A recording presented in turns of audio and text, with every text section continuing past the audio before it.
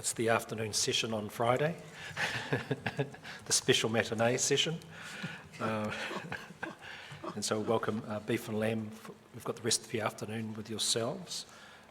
We've received legal submissions and the memorandum, copies of that last night, and we've read your pre-circulated evidence. Thank you very much. In terms of the presentation, we'll pass that over to you, but we wouldn't mind some introductions and in the batting order, if you please. Thank you. That's fine. So testing, is this one going now? Up is on. Okay. Good.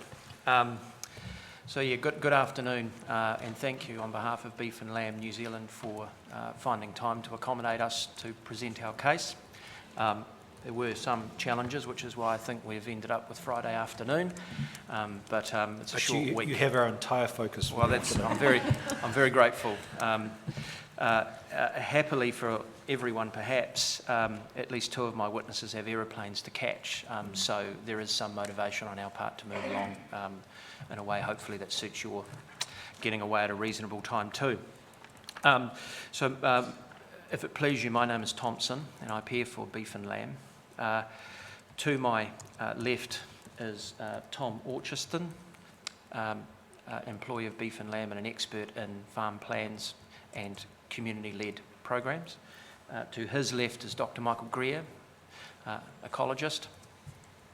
And to his left again is Mr. Jerry Kessels, who likewise is an ecologist but has a particular expertise in catchment collective programs.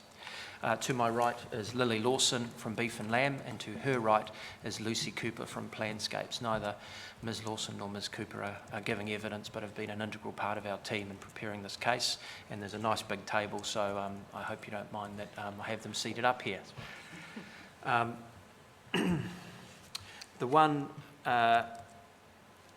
The two housekeeping issues in no particular order. As I said, I do have two of the witnesses have aeroplanes to catch, but if we're done by around 4:15, they'll get away, no trouble at all.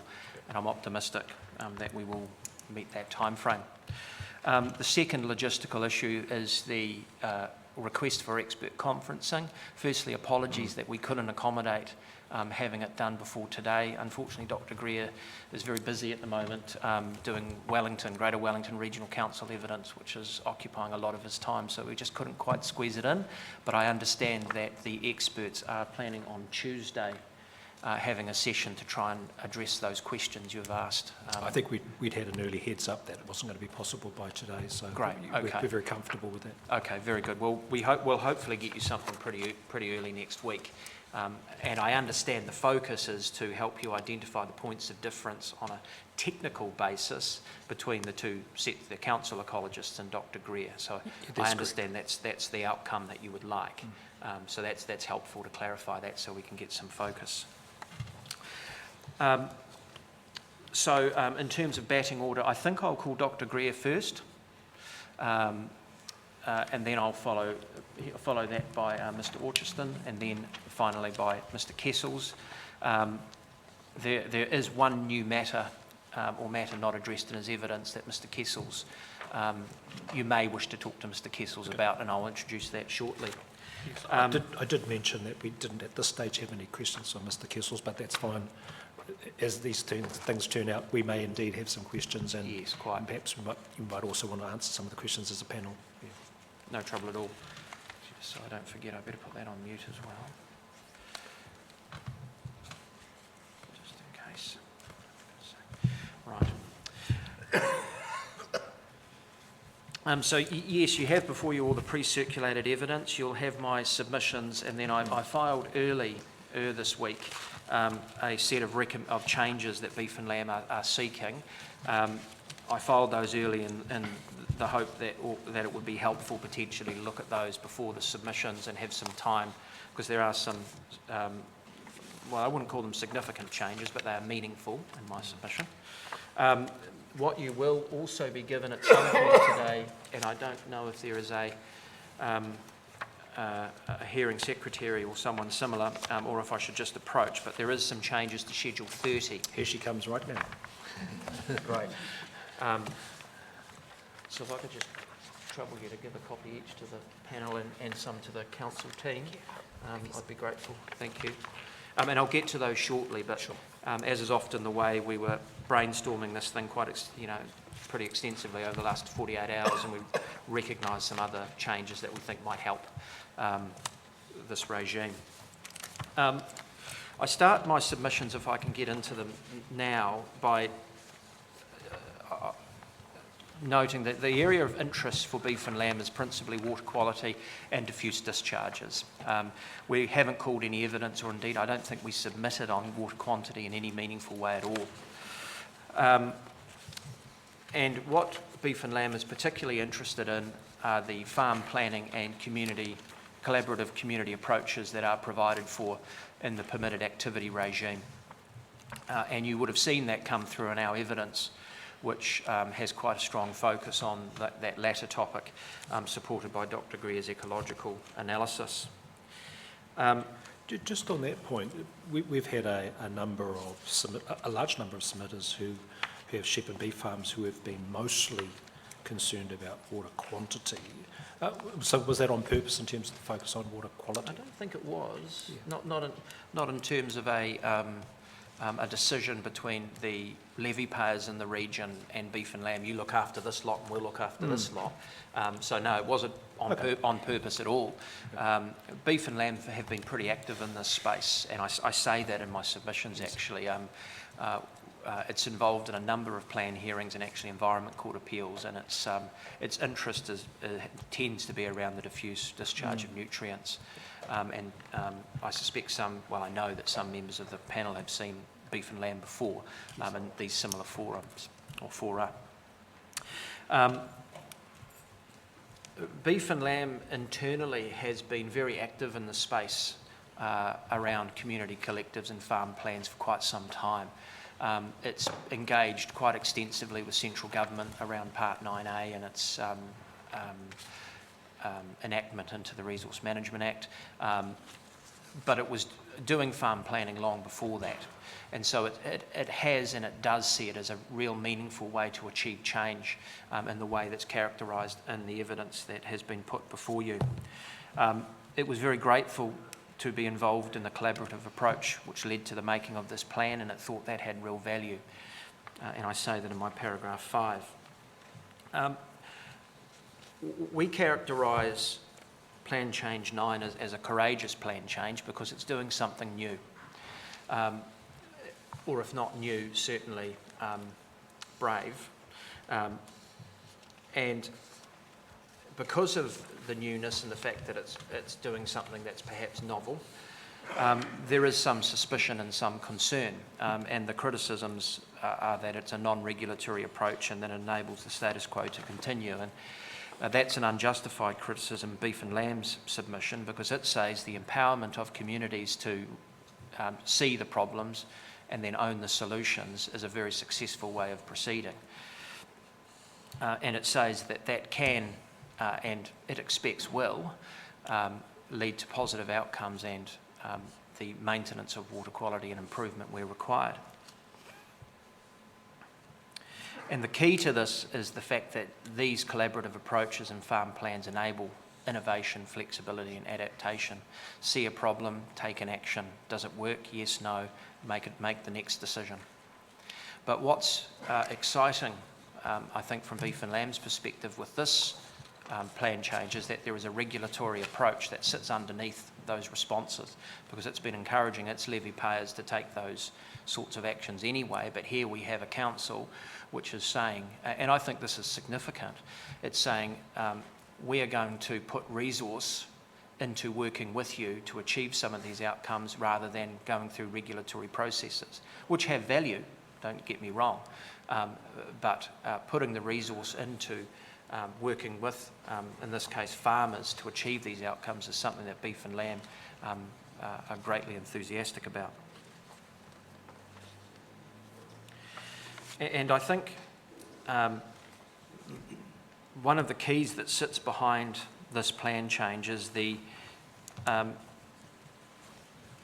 fact that you need to determine whether improving practice or the approach in this plan anyway, is if achieving change to practice, in other words, getting good management practice and bringing everyone up to that good management practice point, will be effective. And that's one of the things that we're going to learn if this process is proceeded with.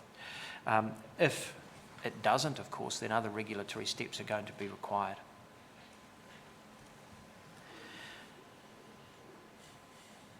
And at my 8, I say what makes Plan Change 9 courageous, and I suppose this is just for the record, is that it's a change from the traditional command and control approach that's really been the cornerstone of the regulatory environment for quite some time.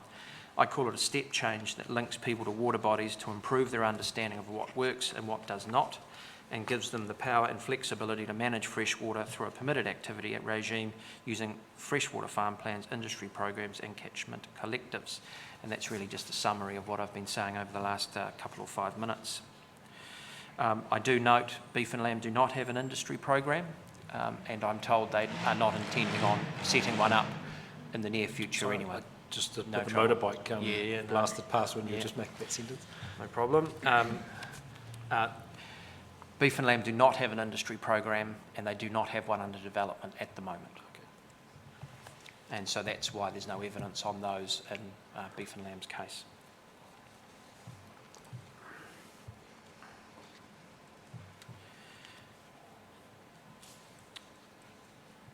Beef and lamb are also confident that these 4 catchments are the right place to take this approach and pursue this, this endeavour, if you like. As I understand it, land use is static, and I don't know if that's a technical term or not, but what is meant by that is there is a extensive sheep and beef operations, no, as far as I'm aware anyway, although I flew over on the aeroplane and saw a couple of relatively large pivots. There's no large irrigation schemes, at least. And I understand also that dairy over time is decreasing. What this seems to lead to is largely good macroinvertebrate health, which Dr. Greer has told you about, and limited periphyton issues. And so we haven't got, as we have in a place like Southland, a situation where we're actually looking at destocking or land use change immediately to try to deal with a problem. I'm not saying that's closed to you at all, but what I'm saying is that there is an opportunity here to pursue this approach because of those important factors. At my 9, I make the point that the plan needs to be user-friendly. I say clarity in Schedule 30 and precision in Schedule 26, and that's what we've endeavoured to provide with our recommendations and in our evidence. And over the page, I make the point at 11 that the catchment priority approach is something that beef and lamb is comfortable with, noting that sediment is a contaminant of concern for the sheep and beef sector, and it is content in these circumstances for nitrogen to be used, as a proxy for risk in that catchment priority schedule, Schedule 28.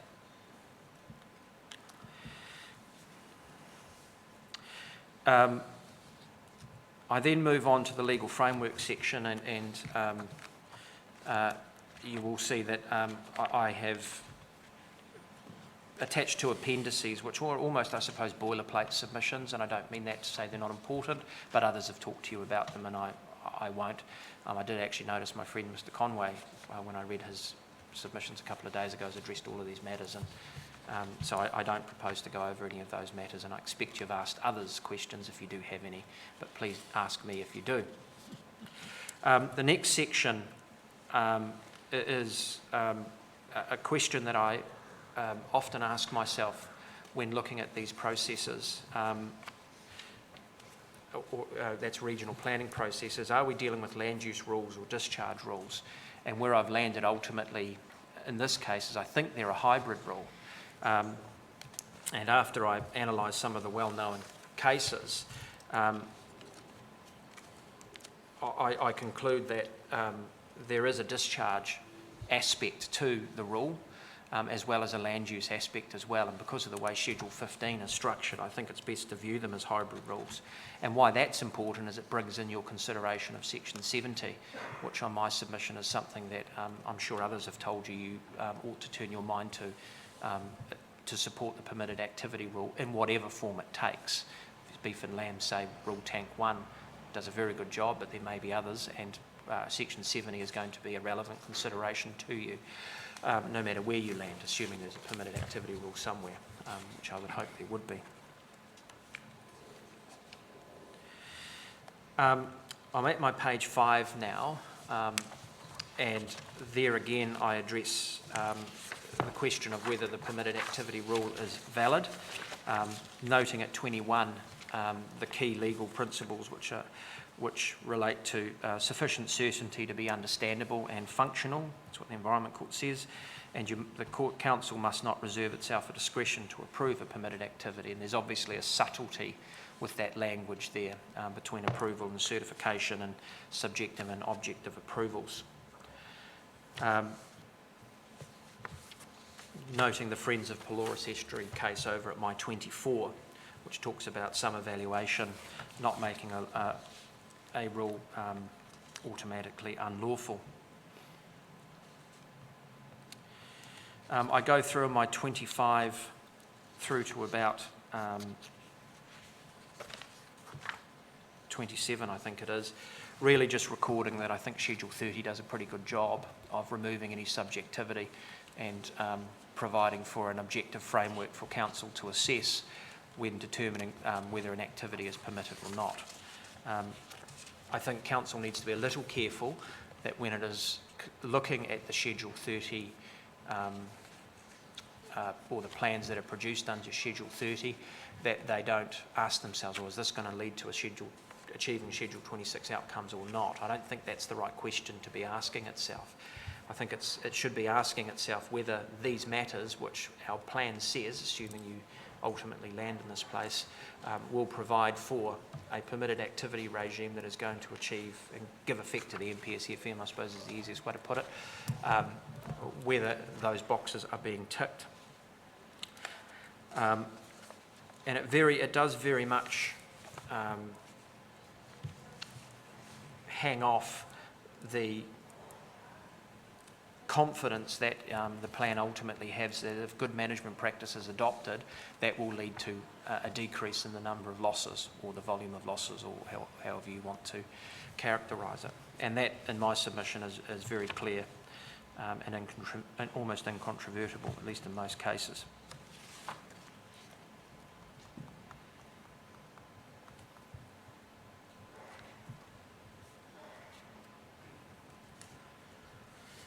And I think because of the nature of Schedule 30, and it is important, I should say, for beef and lamb, as is shown in the evidence, that farmers take ownership of these plans, or land users might be a better way to put it, take ownership of these plans, and that they drive them, so to speak.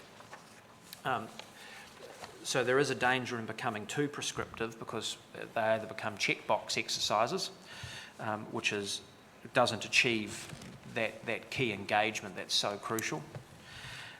But what it does do, I think, in the nature of Schedule 30 and the rigour that's required, and I think in a lot of cases there's going to be some professional support that could be needed, means that calling it a low cost or no obligation management regime, I think, is wrong because of that. And I think Schedule 30 can be described as a rigorous approach, and I liken it in some way to the discipline imposed on councils by the NPSFM when it's making plans. So there's a discipline imposed on the user as to how, or the farmer as to what they put in their plans and how they approach it. And I think that's important. And that discipline is then anchored in Schedule 26 objectives, which are an endpoint for the mahi that everyone's going to be doing to try and achieve those outcomes. And how you get there is set out in Schedule 2.2. And if we take the good management practices and steps that might be taken in terms of riparian management, you might look at the riparian policy, which is policy 20-something, I can't remember, 27 is it? And what council will be doing is ensuring the farm plan assesses those issues in the way the policy has directed it.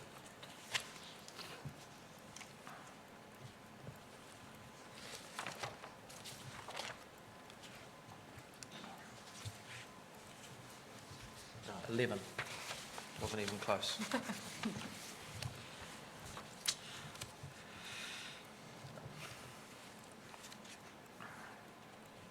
And then my 30 and 31, I touch on the section 70 point that I introduced before.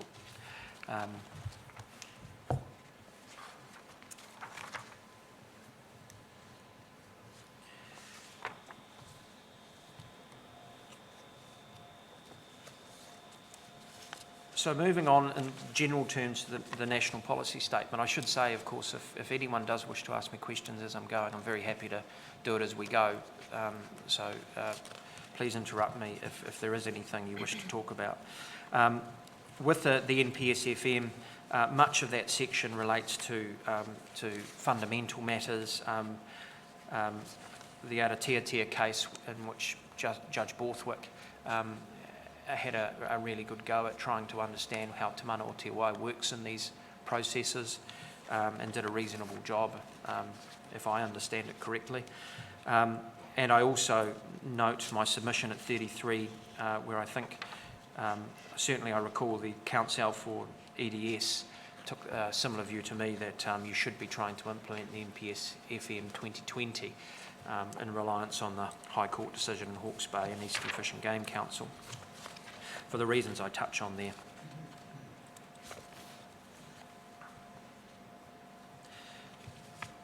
And I agree with my friend, Mr. Conway, that you can't fully give effect to the NPSFM. In an attempt to be helpful, at my 40, I have submitted that your focus should be on the integrated management aspects of the NPSFM and Te Mana o Te Wai, and wherever possible using language as an approach that's consistent with the NPSFM. And that then really leads me to the next section over at page 11, which is the tank areas FMUs. And to put simply, my submission, I can't see any reason why you shouldn't call them FMUs. I personally found it challenging when I was first looking at the plan to try to figure out what they were and where I find them, although that might be my fault rather than anything else, I don't know. But to put simply, I think there's no time like the present, and they're not cast in stone, they can be changed. And I think everyone understands what an FMU is now and what you're trying to do inside an FMU, more importantly. And I think that's the key, and I think, again, that comes back to using consistent language where you can. I just think would make it easier to drive.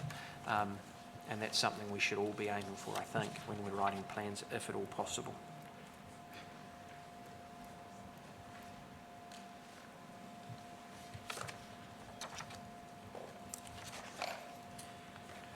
I suppose that's a good point to just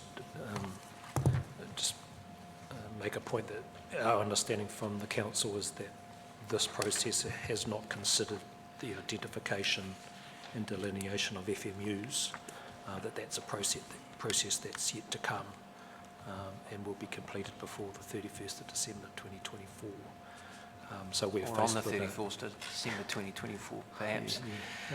I'm not sure if that's 1 minute to 5 or 1 minute to midnight. That's right. But I'll leave to learn a friend in that regard. Yeah, so that's the dilemma we're facing, where we have parts of the NPS FM 2020 that there's a lot of consistency with the process that's been undertaken and those matters which clearly sit comfortably within the national policy statement, but there are those which undertakings haven't started or have parts of. So we're certainly taking a view from Learned Council in regards to doing all those things which we can, which are giving effect to the NPSFM 2020 in the absence of transitional arrangements. Yes, well, yeah. and I think that's right.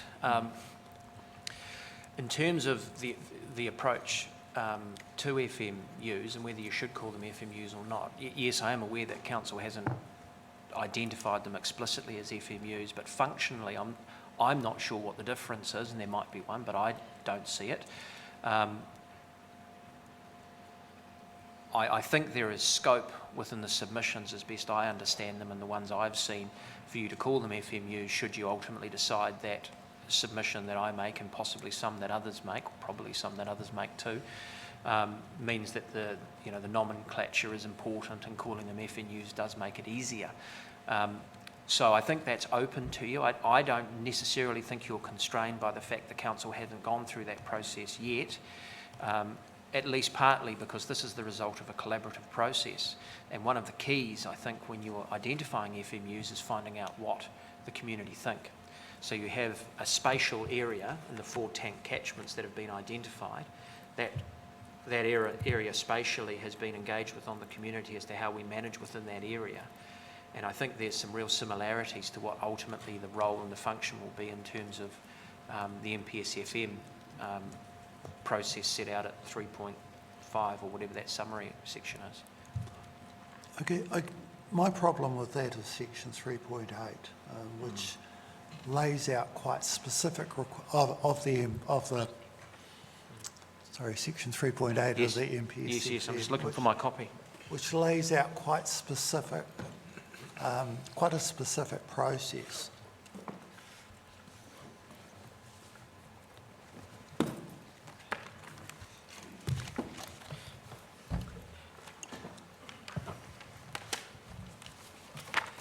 And it says every council must identify FMUs for its region. Yes. We don't have the authority to do that. Yes, I agree with that. And if we go further down, it says every regional council must also identify the following if present within the FMU. Outstanding water bodies is close. I'm not sure about the location of habitats of threatened species, but certainly, as far as I'm aware, there's no natural inland, no natural wetland inventory, for instance. So my view is that, and this is my view, I'm not speaking for everybody, although I think the chair said something similar, is to identify FMUs at this stage would be preemptive and is not something that I think is within our delegated authority.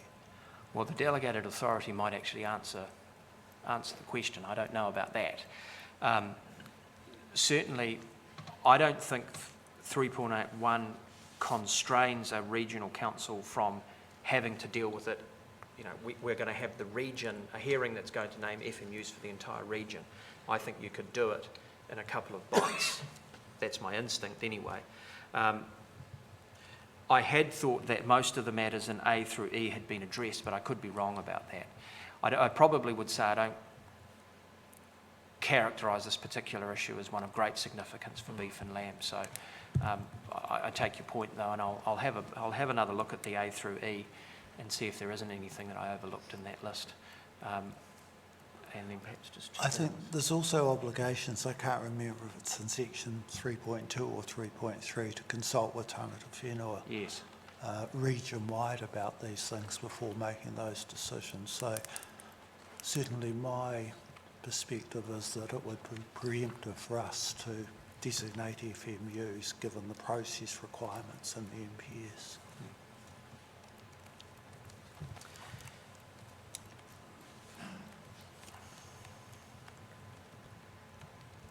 And I think you're right. I think certainly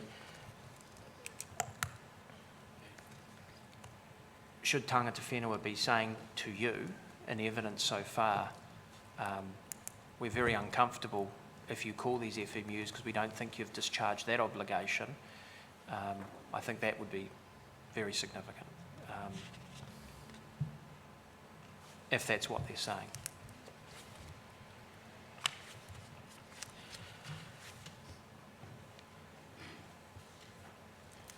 So I'll move on to the next section, which is from page 11, but take you to page 12, and start with the general proposition, which is somewhat trite, that clarity is important. This is at my 48, and the conflation of terms in Schedule 26 is not just an issue of semantics and the importance of a clear link to the key values in Schedule 26 with the objectives, the catchment objectives, I think everyone's calling them, small c, small o, at 11 through 13.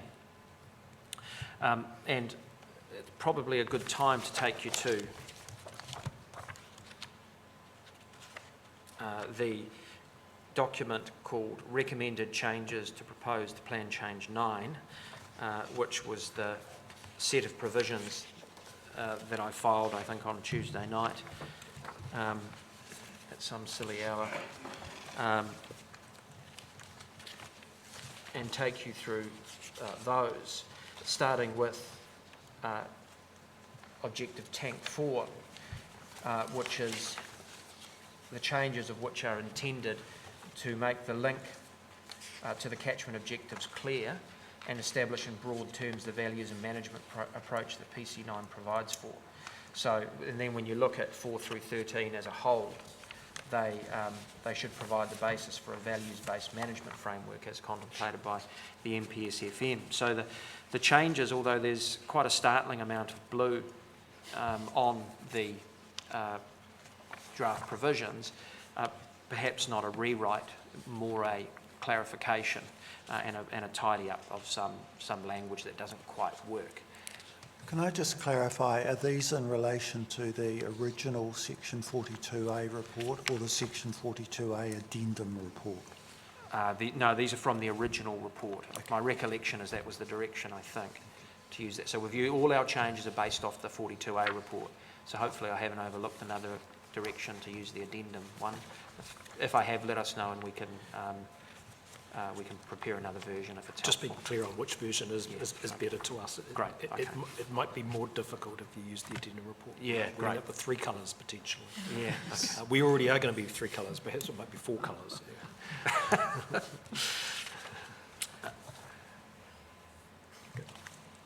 So, as I say, it was started with Objective Tank 4, which has got that higher level goal in terms of the changes we've made, and the changes to Objective 14 are intended to do something similar, which then flows through to relatively minor changes to Policy 1, which is over on page 5 of that sheet.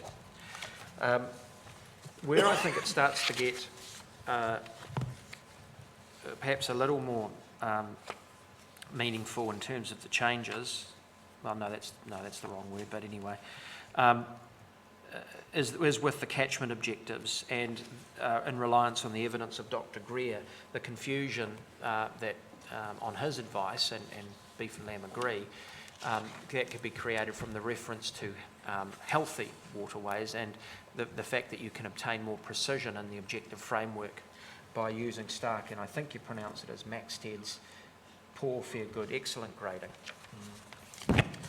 And he tells us, and he has an evidence, that the limits, and this is over at the top of my page 13, in Schedule 26 generally reflect water quality that is excellent in the upper catchments, good in the mid catchments, and fair closer to the coast.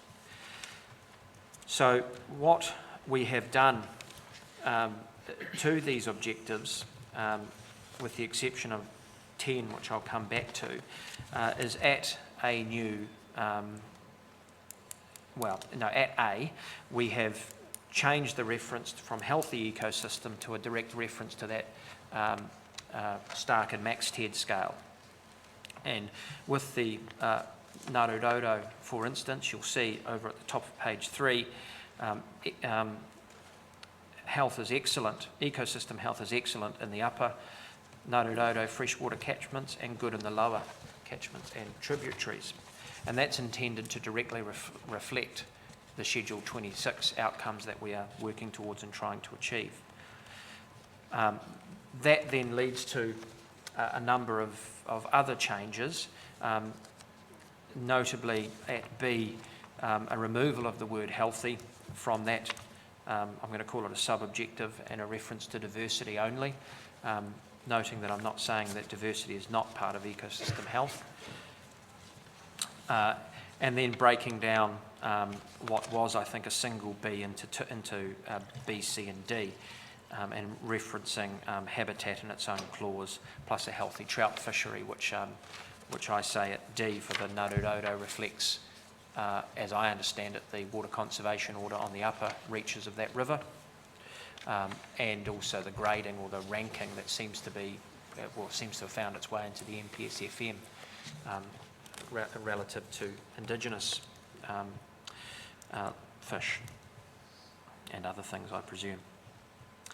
The ahuriri is different because I wasn't sure and couldn't quite get to the bottom of whether the estuary health, and this is at least partly from my oversight, whether the health of the estuary fits within that same scale and can be applied in the same way. So I haven't made that change, or we haven't made that change to 10, at least as far as the estuary goes.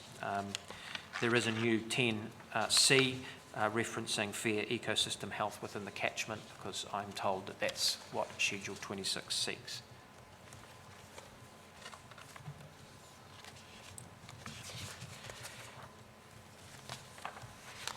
Importantly, and I'm at my 55 now, Beef and Lamb haven't called evidence on matters as to cultural health, Mataranga Māori processes and the like. That's a matter I'm sure others have spoken to you about, and Beef and Lamb says that they will be highly relevant for any changes you make to the objectives, even in terms of its changes. So we haven't addressed those issues, and we're not calling evidence to help you with that. The second point, just to note, in terms of Schedule 26, which I expect you'll be aware of, and certainly the conferencing you've directed actually makes it clear you're aware of it, that Dr. Greer hasn't given evidence as to what Schedule 26 should be, per se, but he has dealt with a technical issue that he's identified, and you can talk to him about that. He'll be able to help you more than I can.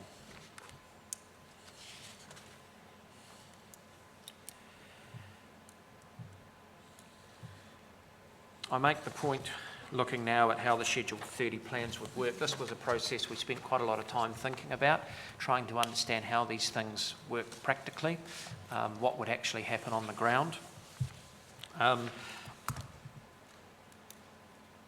first point to make comes at my 57 and comes out of Mr. Kessel's evidence in terms of the complexity of ecosystem management approaches. There is a lag, and we acknowledge in Mr. Kessel's notes that, but I just observe that the lag and the time between actions and outcomes is in environmental parlance a pretty wicked problem, and it's not limited to these types of community-led initiatives. Management responses, I say, always take time. Almost always take time, might be better. Again, returning to my list of provisions, a new tank policy XX1 has been drafted. I haven't referred to that in my submission, sorry, I just overlooked it. But over at page 6 of the recommended changes, which you have seen, there is a new policy which I describe as a belts and braces policy. It's intended to link the enabling of farming activities under our catchment collective farm plan or industry program to working towards the Schedule 26 improvement outcomes or maintenance outcomes, whichever one it might be. It's designed to make that very, very clear for the purpose of approving the Schedule 30 plans and then for any other actions that Council take. It might be that type of policy can be inferred from other policies within the plan, but certainly from Beef and Lamb's point of view, we felt making that point very clear had merit.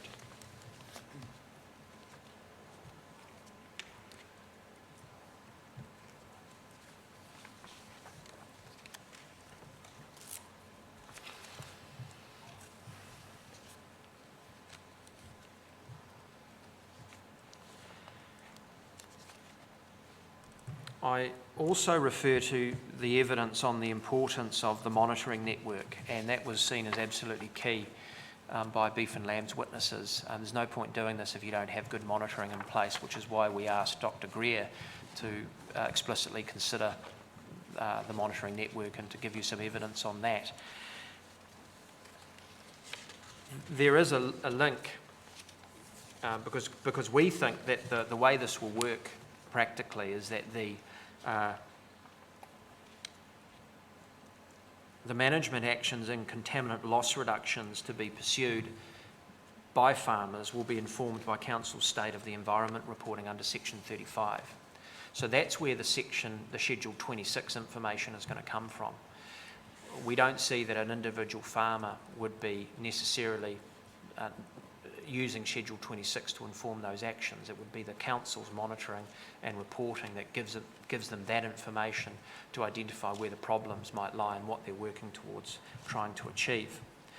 And so that will require the closest downstream monitoring site to be identified and then used. What that has meant, though, is just looking out past the immediate certification of the plan.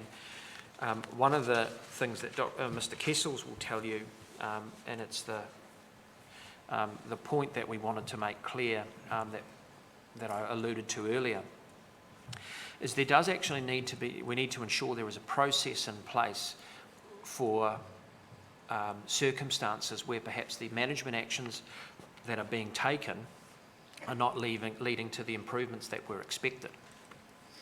And we think there's a role for council in that, in terms of it's in the review process, reporting to council where there might be issues and what we're going to do differently. And in front of you is another version of Schedule 30 with 3 colours on it, although one of the colours is black, which I don't know if that counts. But you'll see in that, and that was what I handed up earlier, you'll see if you, and I'll jump ahead actually to the, I don't have page numbers on it. It's about I think it's the 5th page.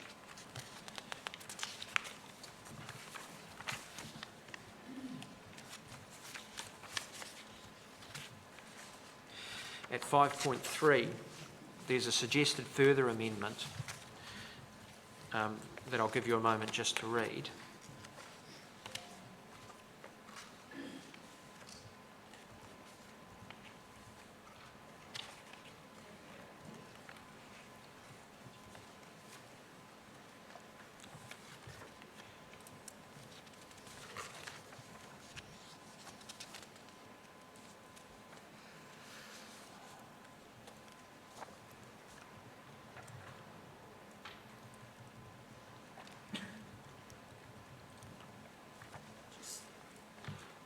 One question you might want to turn your mind to is I don't see scope for suggesting amendments to Schedule 30 in your submission. If you could perhaps look at that and tell me where I can find it, because I can't find any reference to Section 30. I can to 29, but not to 30. What was 29?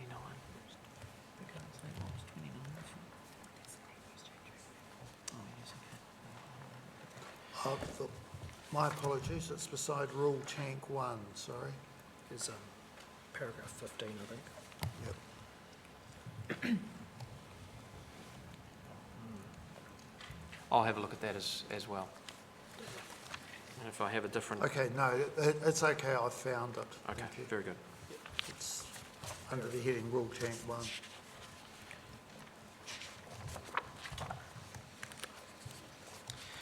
So that amendment has then been carried through on the 5-year reporting and also to the freshwater farm plans as well. And the intent behind that is without compromising the flexibility that's such an important part of these plans, is a tie back to a requirement to specify mitigations to be that are linked to the failure to achieve the outcomes and timeframes in which you're going to do them. And that's going to give, again, it's part of the discipline that will be imposed through the drafting of these plans to think about these things and identify them and report to council as part of your reporting obligations. And of course, they will be picked up as part of the audit obligations as well.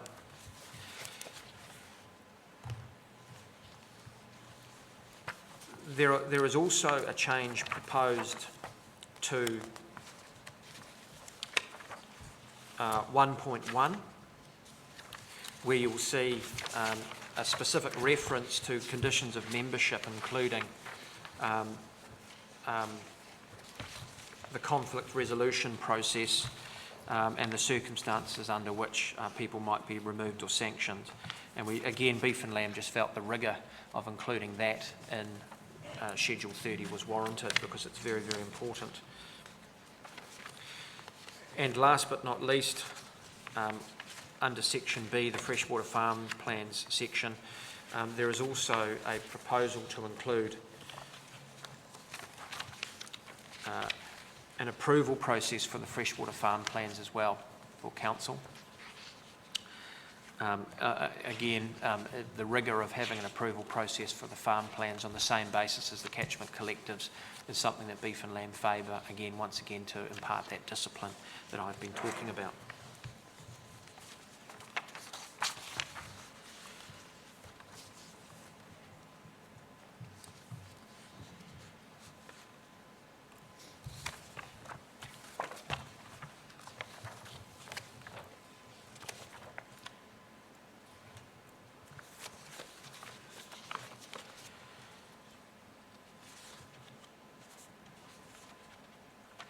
That takes me through to now my 63, which you'll see as a reference to key indicators of ecosystem health. And I thought I best explain why I asked Dr. Greer that question, why I put it in there. And it links back to the role of good management practice within these plans and the adoption of that good management practice leading to a reduction in losses. And so it seemed to me that having some clarity anyway in my own mind for the purpose of these submissions as to what the key indicators are is going to be useful in terms of understanding how that good management practice approach are going to lead to positive outcomes if they don't necessarily reflect Schedule 26 per se in a numerical sense. And what I mean by that is you won't be able to say, by doing this, we're going to achieve this Schedule 26 outcome.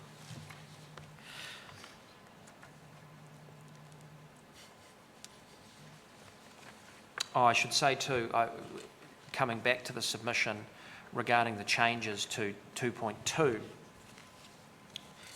and the to 5.3, the inclusion of the requirement to, as part of the review, identify practices which may or may not be working is also intended to reflect the adaptive management approach that is inherent in farm plans, and that change is intended to highlight that as well and make that more front of mind.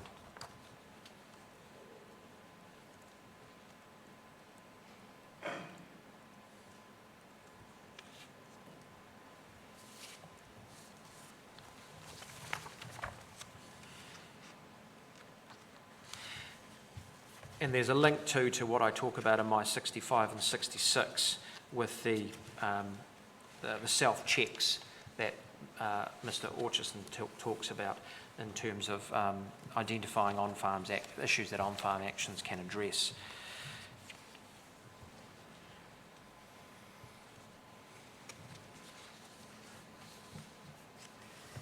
Again, there was one issue that occurred to me.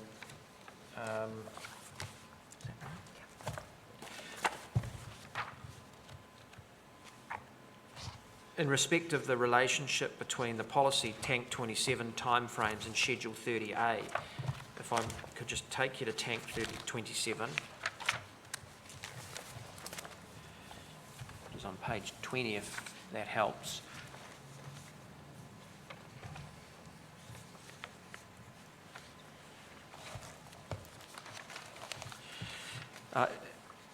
If I understand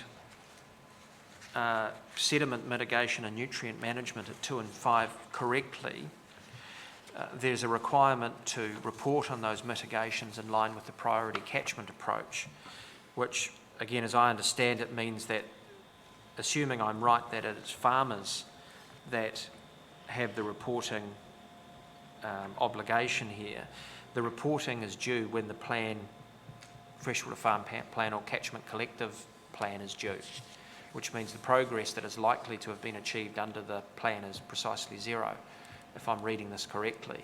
So I just wondered whether that was an error. It doesn't make a lot of sense to me to have a reporting obligation when the plan starts. It should be further down the track.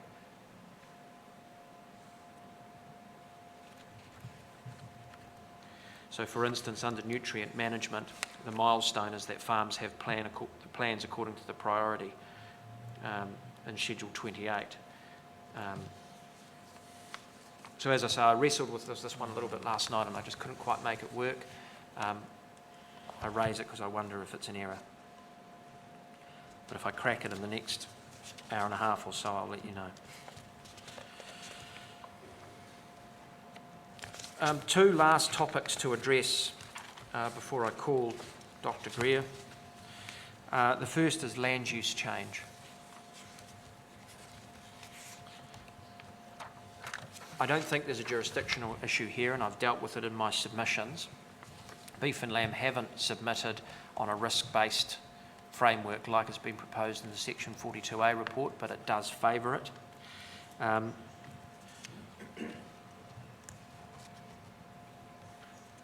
It considers, one of its fundamental principles in how it operates in this space is that regulation should be indexed to risk, which is one of the reasons this is attractive to it.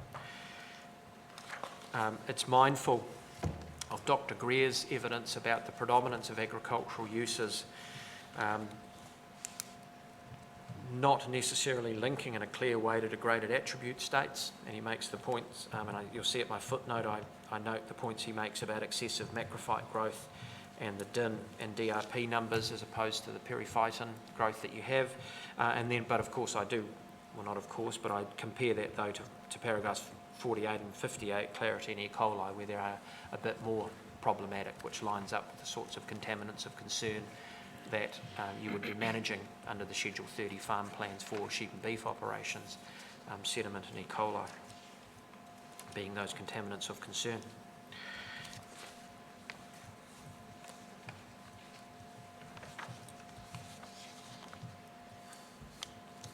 So it does favour that approach, a risk-based approach to that rule. It has, that's the land use change rule. It has proposed some changes to Policy 21, which you'll see I've set out there. Beef and lamb think they're clearer, particularly the avoid directive, but that does lead to a problem in my submission, and this is at my 72. And it's a concern I have that in circumstances where there's quite a clear avoid, either a separate avoid policy or avoid component to the policy, depending on how you structure it in the end, I can't see how you can avoid if you can't decline consent. And for that reason, it seems to me that a change in activity status may be necessary from controlled. Sorry, I haven't been clear.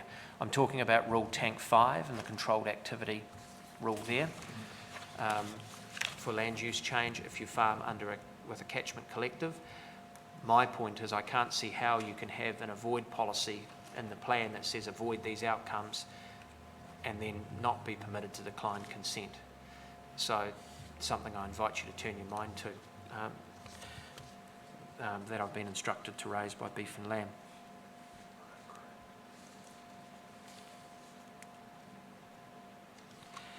Beef and Lamb also considers that a new policy, which is currently marked as XX2 at page 6, would have merit. And what that policy is intended to do is to address principally the management of cumulative effects in the context of land use change and direct council to look at common expiry dates and review. And there's a list of matters A through G that there is direction to take account of. Hopefully you've had a chance to look at that and you can address any questions if you have it. If you have them, sorry. And that leads to the last point which has been raised in the submission, and that is that in my submission, Tank Rule 5 can be amended, particularly if the activity status is amended to include farm plans as well as catchment collectives. So people farming under a farm plan can also rely on Rule Tank 5 to change activity should they wish. And that can be an issue for beef and lamb's levy payers, because there is a number of uses, as you probably all know, within an extensive sheep and beef system, some of which may be irrigated for more than 10 hectares. So there is the possibility that there will be some land use change within the existing platforms.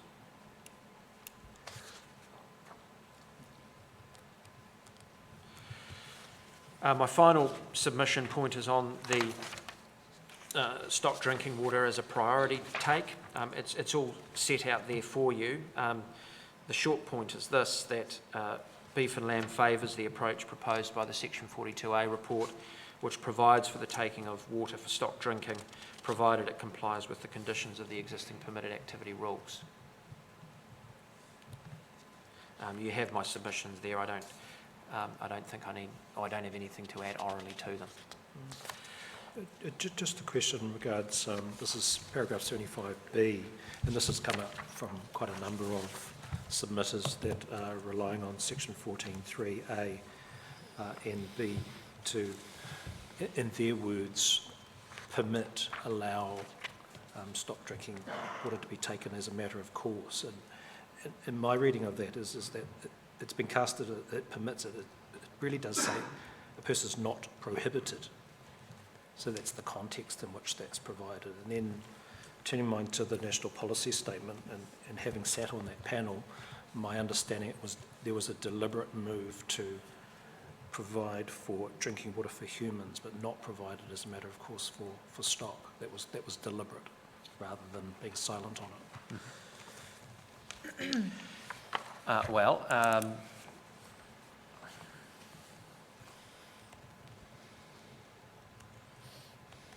The difficulty I have with that, if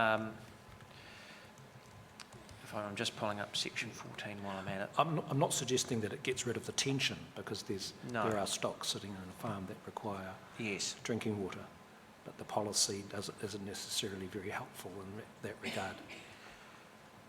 Sorry, the MPSFM policy is not right. very helpful. Yeah, well, I think there's an issue to be addressed, and it's not the time or the place to address it, at least partly because I don't have the answer, at least not yet. But the extent to which the provision of drinking water to stock or water to grow food is part of the second priority, and that might not have been the intention of the panel, I don't know. But that's a consideration that I think still needs to be had, and I think there's some pretty clever people thinking about that right now. So that's the first point. I have a fairly sort of traditional view of such things, I must say, and when I look at section 14, subsection 3, noting what you've said about it not being prohibited from taking water, but I read that in the context of the restrictions otherwise provided in section 14, that the Act does give it priority, and there is a risk that the MPSFM and the way it's structured hasn't reflected Part 3 and in a completely accurate way, and that's the tension on, well, your words are tension, and I think that's a good word, that I'm reflecting here. I don't think ultimately, though, it's something we need to crack today or that you need to determine, because I think there's a way through, as I've said, and as well as satisfying yourself overall that this regime is suitable, again, as part of the good management practice that will be incorporated or ought to be incorporated with the planning processes under Schedule 30, stock access to drinking water and the like is going to be something that should be considered. And Schedule 30 plans are not just about diffuse discharges or water quality. There's water quantity element to it too, I would have thought, especially in instances where there is a water poor part of the region, or at least I should say that's what a good farm plan should do, and I think Mr. Orchiston would probably agree with that. I think our difficulty, or again I'm speaking for myself, but we've had farmers say that 20 cubic metres a day is completely insufficient for their property, and numbers like 50, 70, even 90 cubes a day have been mentioned as being necessary during the heat of summer. The other thing is the 20 cubic metres, so that's the demand side. A blanket number like 20 cubic metres a second takes no regard of the supply side either. Is there enough water there that taking that volume of water at a number of points down the catchment wouldn't detract significantly from in-stream values, if you like, or the availability of water for others? So I'm just signalling it's something that's really bothering me on both aspects, if you like. And if you've got any bright ideas, that would be much appreciated. Well, like I said, I've got an hour and a half to come up with them. So There's plenty of time. There's heaps of time. Yeah, no worries. What does submission say about volumes? Did we submit on the volume, or did you say? Was it 7 metres per stop, 70 a day?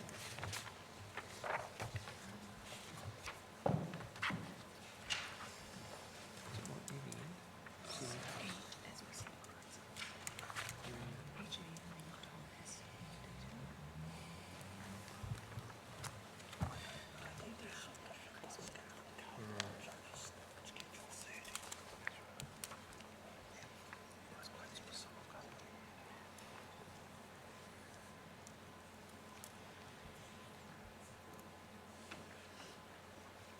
Okay. All right, I'll just grab that and we'll have a look at it.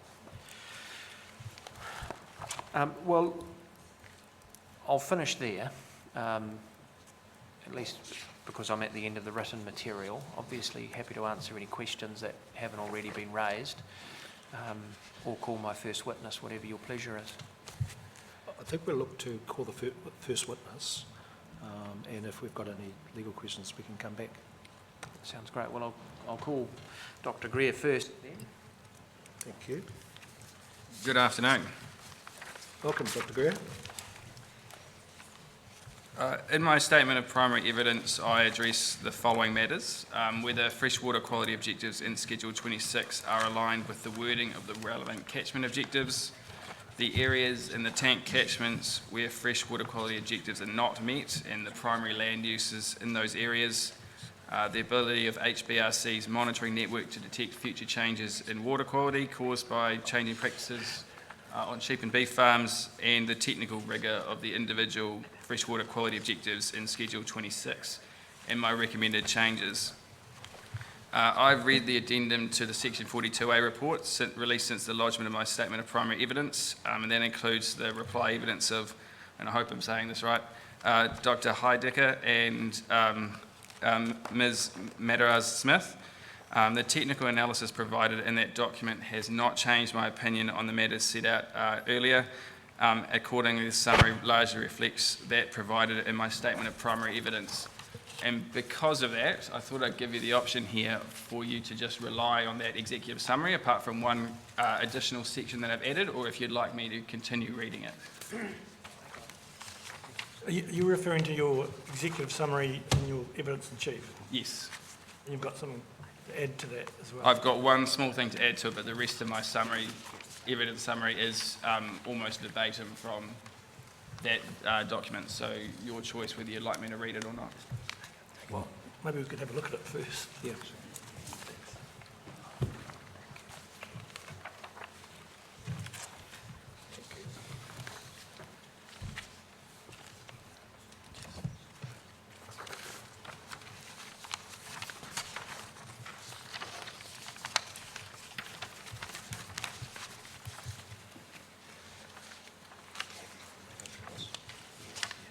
We'd be happy for you to go through this. Pardon? We'd be happy for you to go through this. Okay. Sorry, when I say this, the summary you just handed me down. I've just realised I'm looking at a bundle of paper here and I'm saying this. Oh, sorry, I thought you'd had it earlier. So I've split it up into 4 sections, I think. The first one is simply talking about the alignment between Schedule 26 and the values, which are in the earlier tank objectives. My view on this was that the ambiguity of the wording of the clauses in Objective 10, Objective Tank 10 to Objective Tank 13 combined with the inconsistencies in the level of protection provided by the objectives in Schedule 26, means that it's unclear how one would assess whether the ecosystem health values are provided for, or if the Schedule 26 freshwater objectives actually provide for those values. And as mentioned earlier, the macroinvertebrate objectives in Schedule 26 suggest that the intent of Plan Change 9 is to achieve a value of excellent ecosystem health in the upper Naruro River and the upper Tutaikuri rivers, good ecosystem health in the lower reaches of those rivers, and fair ecosystem health in the lower tributaries, Freshwater Quality Management Unit.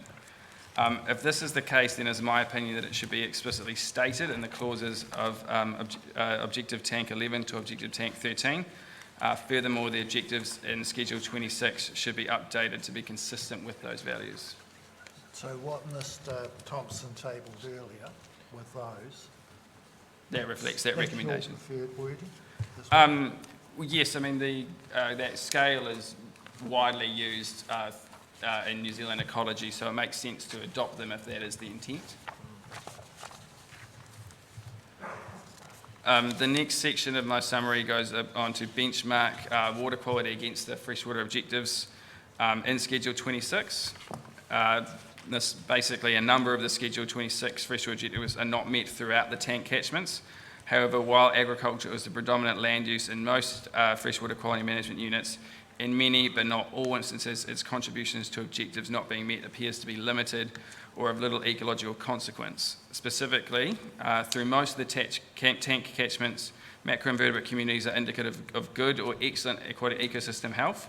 However, agriculture and cropping may be driving degraded macroinvertebrate community health throughout the lowland tributaries in the area.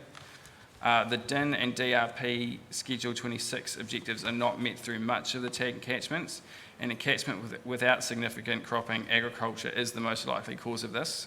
However, non-compliance with the DIN and DRP objectives does not appear to affect aquatic ecosystem health in any meaningful way, as they are not directly linked to periphyte or macrophyte growth in rivers or estuarine eutrophication. And I've got a section of my evidence which shows that all sites meet the periphyte objective, despite not meeting the DI and DRP ones, but the one site that doesn't meet the periphyte objective does meet those thresholds. The final part of this bit of my summary is that agriculture may well be the reason why visual clarity objectives are not met through much of the tributaries, freshwater quality management units, and why the E. coli targets are not met through much of the lowland tributaries. In terms of my review of the Hawke's Bay Regional Council's monitoring networks to detect changes in land use practices on sheep and beef, I concluded that it is likely that HBRC's existing network is sufficiently robust to do this. However, it is probable that in a small minority of subcatchments that this could only be done by applying mass balance approaches to water quality data collected at nearby sites, which unfortunately means it might not be possible to identify differences in water quality trends between those subcatchments or assess their ecological health.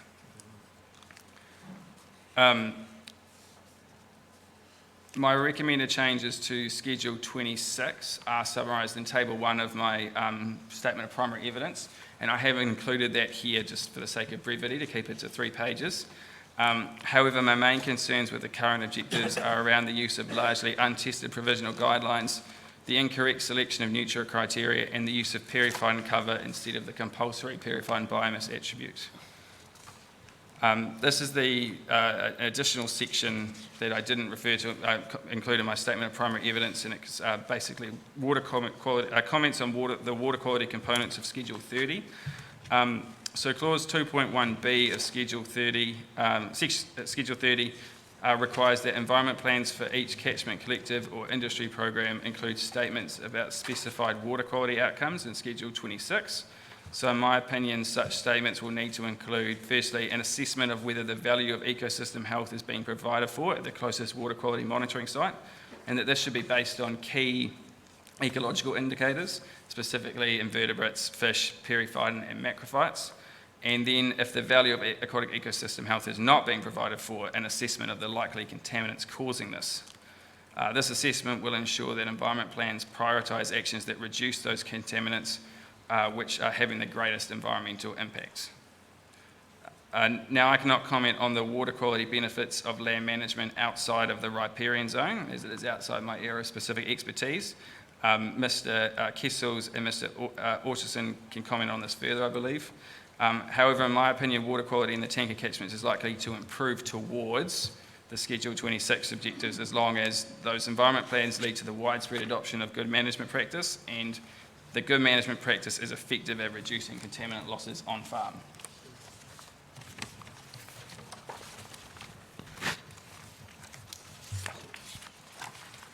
We'll take questions. Yep.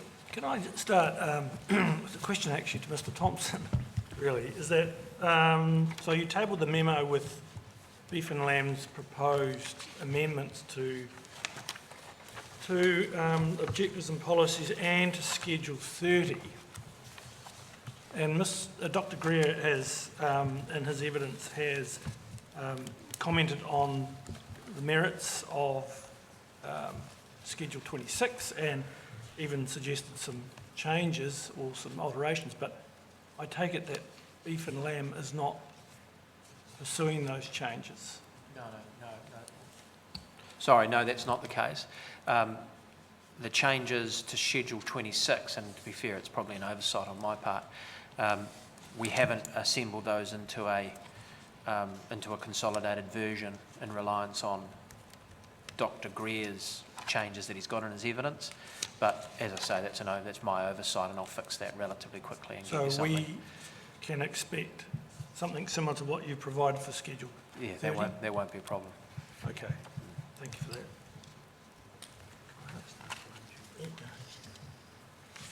Just in terms of the MPSFM 2020 NOF objectives, and a number of them are listed here and a number of them you've referenced, should we be following these irrespective of what's in Schedule 26 at the moment as our starting point for things like MCI, DRP, there's nothing for nitrogen, visual clarity, etc. Should that be our starting point for Schedule 26? Given and remembering that Plan Change 9 was notified before this came into effect. I would say that because this was process started before the MPSFM 2020 was released and notified before that the objectives that have been set through the collaborative process, the community has indicated that's what they would like to go in, and that would seem reasonable to me.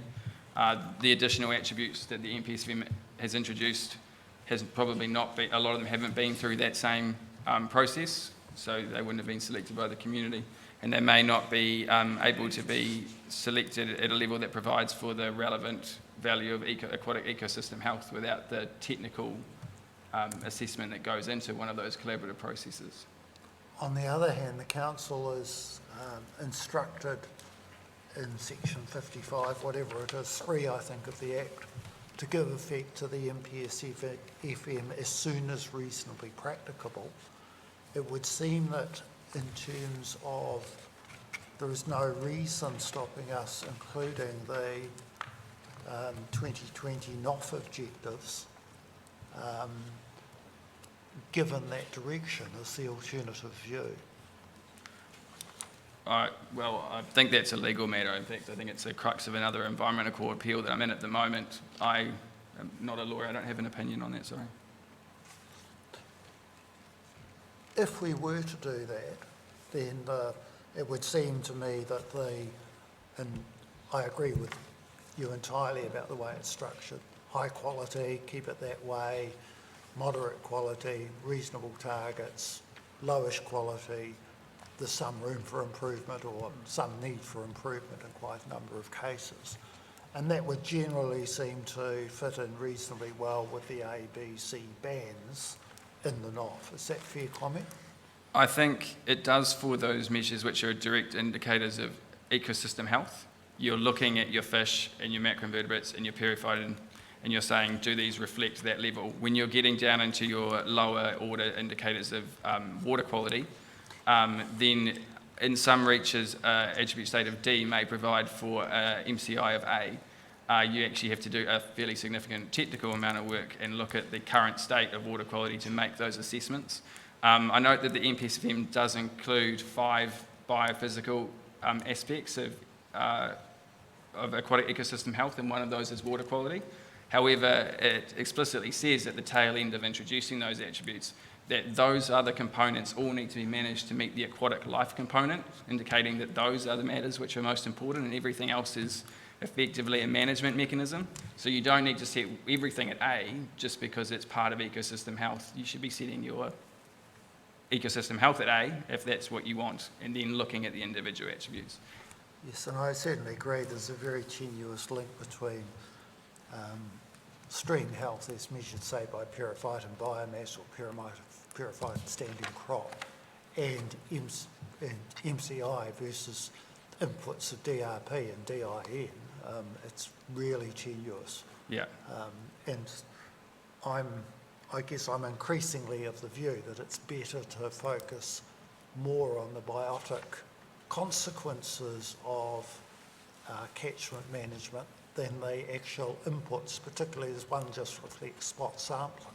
Yeah, and I think as well, it's important to remember that, you know, the MPSFM doesn't, you know, is not looking for you to have made all the right decisions now. It's a progression through time to get somewhere. So while your ecosystem health objectives are unlikely to be changed because it's the value that you're indicating, it may be that your attributes, your water quality attributes, may have to change through the next plan review if they're not providing for that value, or if they're unnecessarily strict. So I think that's an important point as well. Thank you. Maybe go back to your summary of your evidence, because there's a few sections in there which you've summarised, some paragraphs you've summarised the detail of your evidence. It'll be easier to work from there. Just going to paragraph 19.1. 19.1 of my summary. Yes, please. I've only got 11 paragraphs. Your evidence in chief. Oh, sorry, your evidence by 19.1 of my executive summary, yeah. It's to do with your comments about macrophyte growth in the lower tributaries.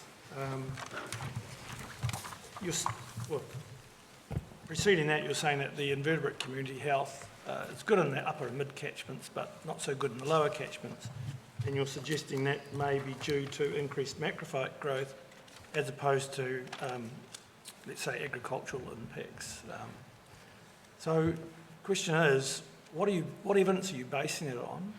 Actually, my body, my evidence, I say that it is likely due to land use, but it may be historical. I think Dr. Fleur Matheson of NIWA did a study in that area in 2017 demonstrating the effects of additional shading in those streams. So land use change and removal of riparian shading combined with sediment input and to some extent nutrient increases, but we see massive macrophyte blooms in even low nutrient environments has caused it, but it may not be necessarily, it may be the actions of past actions rather than ongoing things like diffuse discharges. Certainly the clearing of land for agriculture will have contributed to the lack of shade, and another big part driving proliferation of macrophytes is obviously the introduction of exotic species that grow like that. Yeah. I was just looking for either some body of work or your own observations or something to support.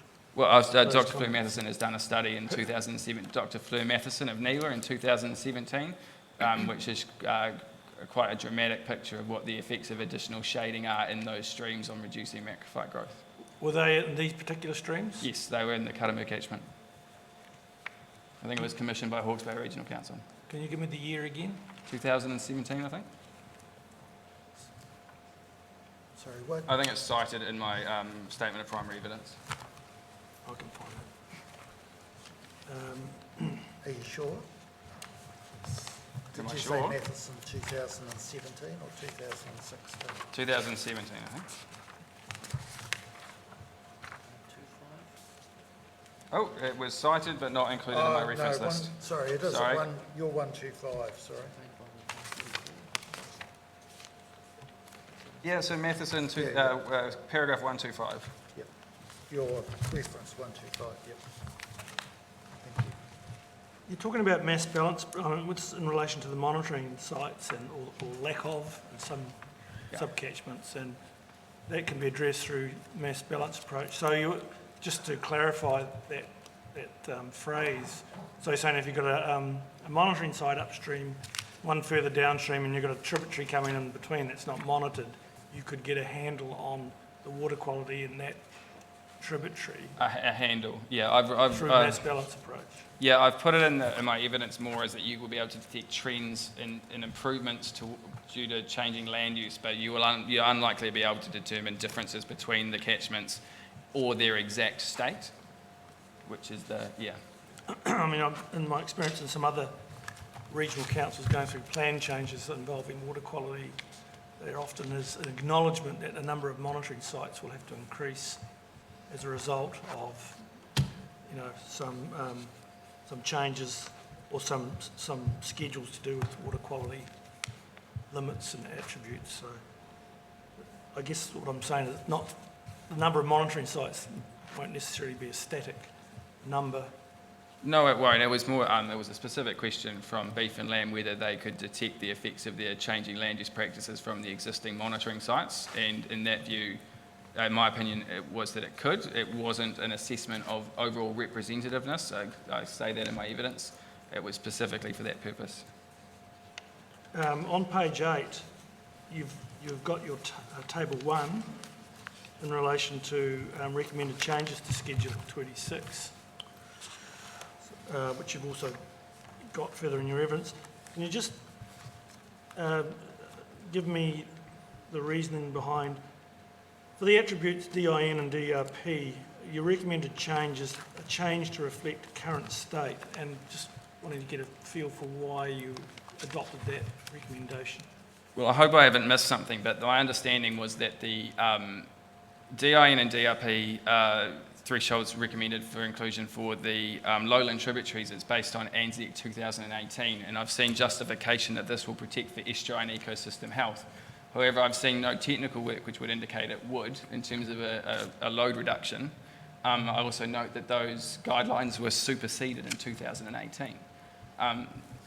If they're to protect for estuarine ecosystem health, then I would consider that you would be looking at the relative contributions of loads from each catchment and setting a specific reduction criteria for each stream, which would indicate differences in DIN and DRP targets for the different watercourses. But that's not there. So I query how that provides for aquatic estuarine ecosystem health at all. So if the idea is to have no degradation from current until such numbers are developed, then it would make sense to set the objectives at current state. And just moving to paragraph 33, in relation to MCIs, I think you're talking there about misaligned bands, attribute bands to do with MCIs. Yeah, it was specifically the most glaring one was MCI of excellent in the upper reaches, and then a purified objective of just good, which doesn't protect for benthic biodiversity. Is there any, are you aware of any sort of standard approach to band alignment? I know this was also an issue in the Waikato catchment plan change where some attribute states, recommended attribute states, depending on what the attribute was, some were, for one set of streams or a subcatchment, might have been one attribute was band A and the other was band B, and that was criticised for various reasons. I'm just wondering if there's any standard recommendation that you would put forward anyway into aligning bands. Well, as I was saying to Commissioner Cowie before, I think that there will be misalignment when you're getting down to the water quality things, because that requires technical analysis of state and the mechanisms which is driving degraded ecosystem health. But what we do know is that for purified and the the attribute states are from BIGS 2000, which is A band is protection of benthic biodiversity, which would indicate that you would need to set it at that level to get into the A band of MCI. It gets more complicated as you move down the periphyton attribute states, as they start slipping into things like aesthetic values in trout, which don't necessarily line up perfectly with MCI. But I'd say, I mean, in the other plan changes that I've been involved in, there's been perfect alignment between the periphyton bands and the MCI bands, and then variability in the lower order attributes.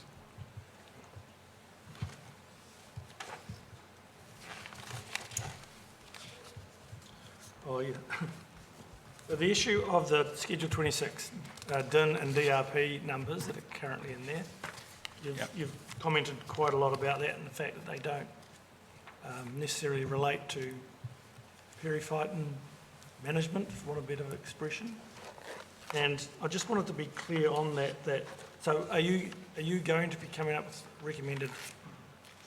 Well, I haven't come up with recommended Yes. numbers. What I have recommended was that the correct numbers are used from the report that's cited in the Section 42. The numbers that are in there currently were developed of a single person's expert opinion back in 2012, a different report altogether from what is cited in the Section 42. Matheson 2016 in their executive summary clearly stipulates what the recommended nutrient criteria are for the different periphyton biomass and periphyton covers. So if the council's decision is to use that document, it should use the correct numbers.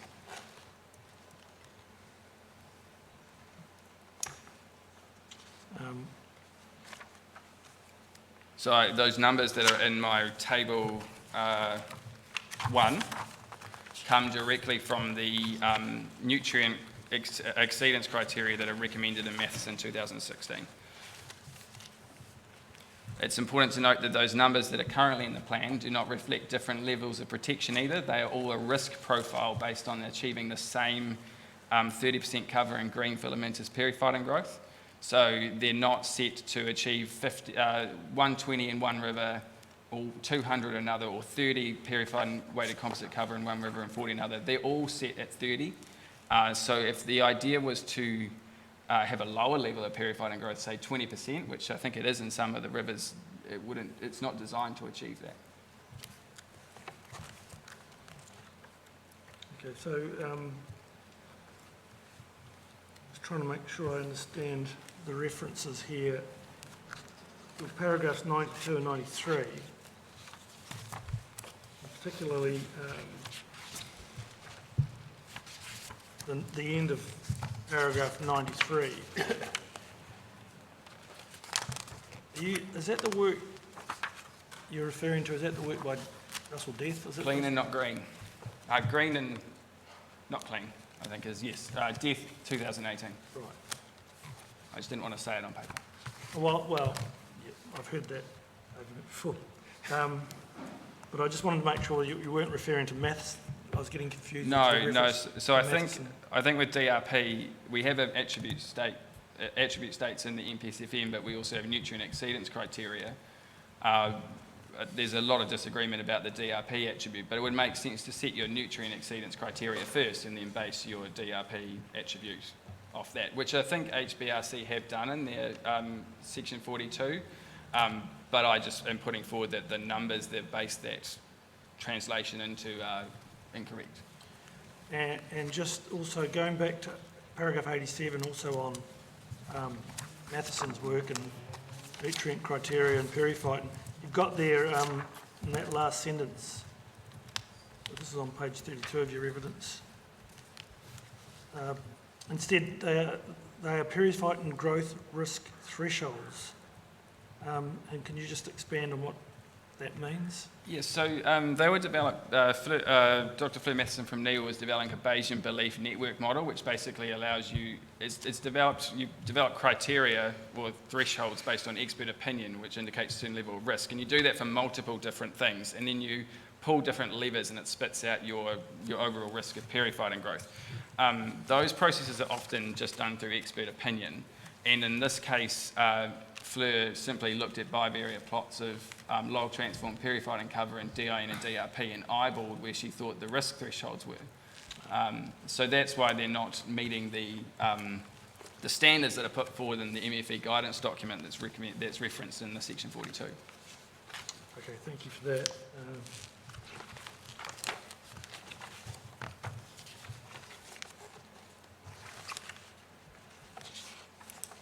Just to be one final minor point or question, if I can find it.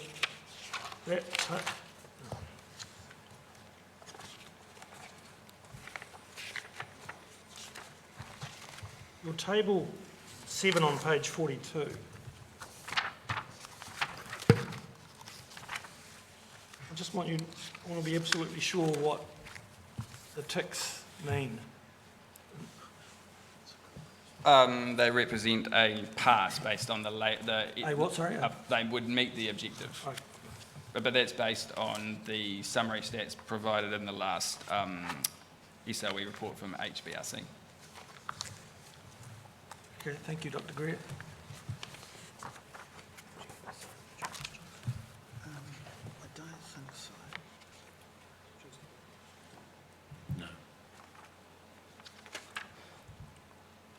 I don't have any further questions, thanks, but I'm still bemused about the relationship between the MPS FM and some of these attributes that are listed here, and how we deal with something like DIM, which is not listed in the MPS, but is listed in Schedule 26, whether we just remove it entirely or whether there's some justification for leaving it in. So I know what your view is, I don't know that I share the view. Oh, I actually think that they do have a place in the plan because the MPSFM still says set nutrient exceedance criteria, which is exactly what HBRC are trying to achieve. So, I mean, they're not prescribed to be set out as objectives, but then Schedule 26 isn't an objective either. So they could be both. Thank you for your help, it's been quite provocative, so. Can I just ask one final question? It's a bit geeky, but the Appendix 26 with the attributes for macroinvertebrates have got the MCI and QMCI in there. And they've also got the ASPM index, which I think is from table Appendix 2B of the MPS. Yes. What's your view on having that included? I mean, it's something I've never used, and I don't think I'd ever have a need to use it, and it adds another layer of complexity to the schedule. What's your thoughts on that? I mean, my overall view is that, look, it's in there, might as well roll the punches and take the hit. But I think it's much more at risk of being influenced by variability in reference state than what maybe the MCI or QMCI are, because they take into account multiple metrics which all may have variable reference states. But in saying that, there is now a nationally recognised good, excellent, good, fair, poor threshold. So you could just adopt that, but I would always think that the MCI is still probably your first order of looking at whether you're meeting your macroinvertebrate objectives, and that's just explicitly stated in Stark and Maxted, was that because the QMCI is so sensitive to change to floods and things like that, MCI is the one that's most suited to setting environmental management objectives, and then the other two you can look at as kind of secondary, I'd say. I guess it begs the question that the more indices you have for one aspect of the ecosystem, and if they don't all fit into the same band for a particular site, it's a so what? What does that mean?